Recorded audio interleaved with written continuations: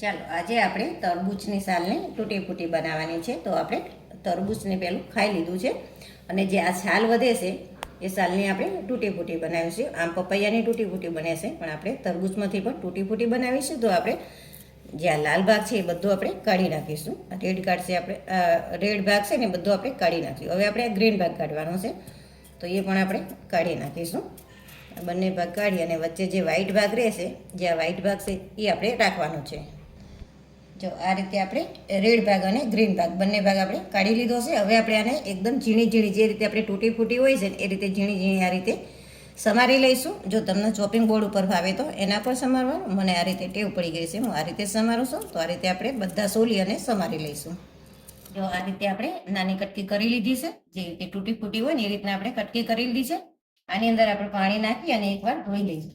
એટલે જે આપણે આ તરબૂચ હોય અને કદાચ કાળા થોડો કલર બદલાય એવું લાગે તો આ રીતે આપણે પાણી નાખી દઈએ એટલે એનો કલર સરસ તો એવો ને એવો થઈ જાય. ચાલો હવે આપણે આ પાણીમાંથી આ રીતે ચાણીમાં કાઢી લઈશું, બધું પાણી નીકળી જાય. જો આ રીતે આપણે 2 કપ ભરી અને કટકી થઈ છે. હવે આપણે પાણી પણ ગરમ કરવા સાઈડમાં મૂકી દીધું હતું. પાણી આપણે 2 ગ્લાસ લીધું છે અને આપણે જે આ કટકી કરી છે પાણીની અંદર નાખી દઈશું અને આપણે પછીનો કલર બદલાય ત્યાં સુધી થવા દઈશું. હવે આપણે જો આ રીતે કટકી સરસ એવી બફાઈ ગઈ છે, કલર ચેન્જ થઈ ગયો છે. તો હવે આપણે ગેસ બંધ કરી દઈશું અને આના બફાતા આપણે 7 મિનિટ જેવું થયું હતું અને વચ્ચે મેં ઢાંકી અને થોડીક વાર રહેવા દીધું હતું. હવે આપણે આને નીચે ઉતારી લઈશું.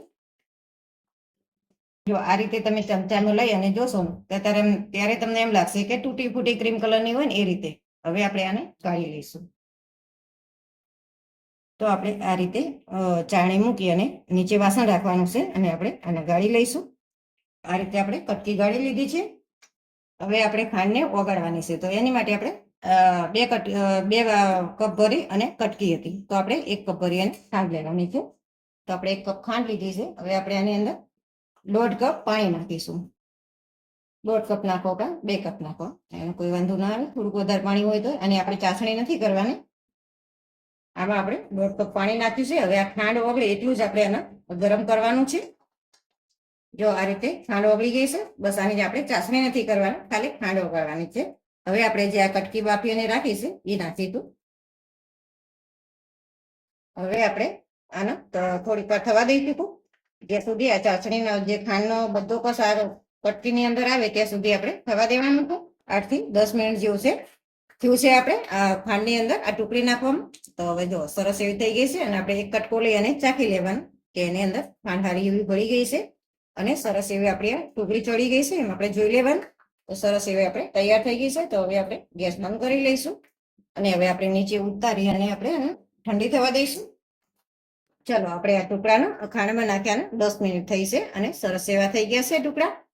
અને જો તમને એમ લાગે કે કઈ રીતે આપણને ખબર પડે તો ખબર ના પડે, તો આપણે એક ટુકડો લઈ અને ઠંડો થાય એટલે મોઢા મૂકવાનો, એટલે ટુકડો ચડી ગયો છે સરસ અને કાચા તરબૂચનો સ્વાદ ના આવે એ રીતે આપણે જોઈ લેવાનો. અને ગરફણ તો સરસ એવું ચડી જ ગયું હોય અંદર 10 મિનિટ સુધી થયું હોય એટલે. હવે આપણે આને નીચે ઉતારી અને ઠંડુ થવા દઈશું. તો આ રીતે આપણું બધું સરસ એવું ફળી ગયું છે અને ટુકડીમાં બધી ખાંડ હવે આપણે જોઈ લઈએ. જો સરસ એવી તૂટી ફૂટી આપણી ઠંડી પણ થઈ ગઈ છે અને ખાંડ પણ એની અંદર બહુ સરસ પડી ગઈ છે. હવે આપણે કલર લઈ લઈશું. તો એની માટે આપણે ગ્રીન કલર લીધો છે, ઓરેન્જ કલર લીધો છે અને રેડ કલર લીધો છે. ત્રણેય કલર આપણે અડધી અડધી ચમચી લીધો છે. ચલો હવે આપણે તૂટી ફૂટી આ વાટકીની અંદર જે કલર નાખ્યો છે એની અંદર લઈ લઈશું. તો આ રીતે આપણે ચાસણી સહિત લેવાનું છે. આ રીતે આપણે બધી વાટકીમાં નાખી દઈશું.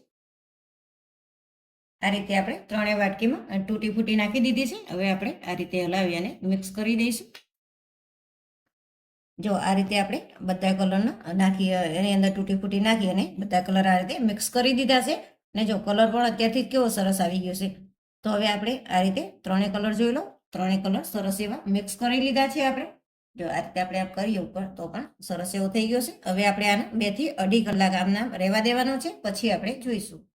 હવે આપણે જોઈ લઈએ. આપણે તૂટી ફૂટીના આ રીતે કરી અને 2.5 કલાક થયા છે અને એકદમ સરસ એવું જો બધો કલર એબ્ઝોર્બ કરી લીધો છે, એટલે કે ચાસણી બધી અંદર આવી ગઈ છે.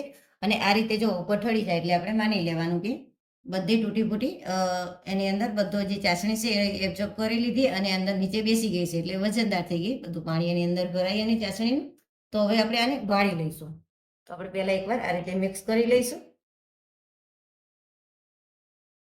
હવે આપણે આ રીતે નીચે એક નાની તપેલી રાખી છે અને ગાણી રાખી તો આપણે આ રીતે ગાળી લઈશું. જો હવે આપણે જે આ પાણી નીચે નીકળ્યું છે એ આપણે જવા નથી દેવાનું. આનો તમે કોઈ પણ સરબત સિરપ બનાવી શકો છો. અંદર લીંબુ નીચોવીને કે સંચર કે મીઠું લીંબુ ગમે તે નીચી અને તમે પી શકો છો. અને જુઓ આપણી આ રીતે ચાસણી તૂટી ફૂટી કેટલી સરસ થઈ છે જુઓ.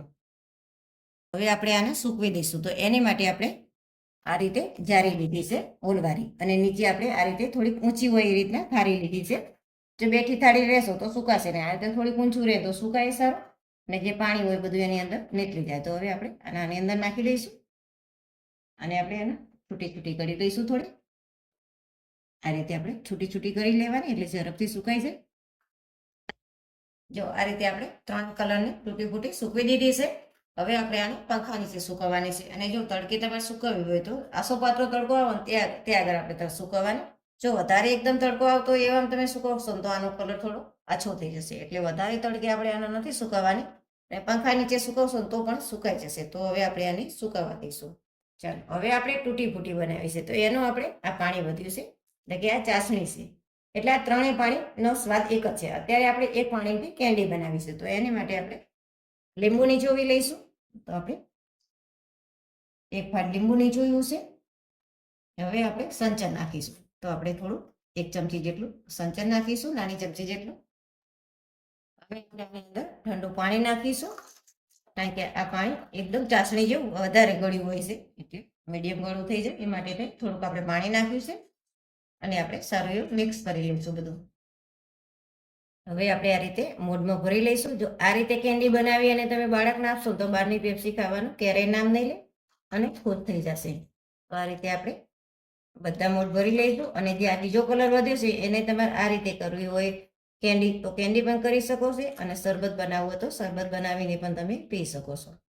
હવે આપણે આને ઢાંકી દઈશું અને 4 થી 5 કલાક આને ફ્રીઝરમાં મૂકી દઈશું. જો આપણે તૂટી ફૂટી સરસ એવી સુકાઈ ગઈ છે અને બહુ મસ્ત બની છે. આ તૂટી ફૂટી તમે મઠો કે શ્રીખંડ કે આઈસ્ક્રીમ કોઈ વસ્તુ બનાવો, જો લગ્ન પ્રસંગમાં આપણે જોઈએ ભાતમાં પણ તૂટી ફૂટી હોય તો એમાં પણ તમે નાખી શકો છો. અને બહુ સરસ એવી સુકાઈ ગઈ છે.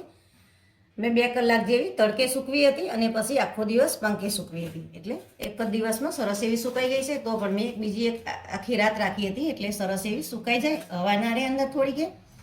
હવે આપણે બધી તૂટી ફૂટી ભેગી કરી લઈશું. તો આપણે આ ડીશમાં ભેગી કરી લઈશું. આ જારીવાળું છે એટલે એમાં ભેગી કરતા નહીં ફાવે. અને જ્યારે સૂકવો ત્યારે તમારે ભેગી નથી કરવાની એટલે તે બધા કલર ભેગા થઈ જશે, એકબીજાને ચોંટી જશે. સુકાય પછી આપણે ભેગી કરી લઈશું. જો તૂટી ફૂટી આપણી તૈયાર થઈ ગઈ છે. હવે આપણે કાચની બોટલમાં ભરી લઈશું. આ રીતે તમારે નવા વિડીયો જોવા હોય તો અમારી ચેનલને સબસ્ક્રાઈબ કરી દેજો અને બેલ આઇકોનને જરૂરથી દબાવજો.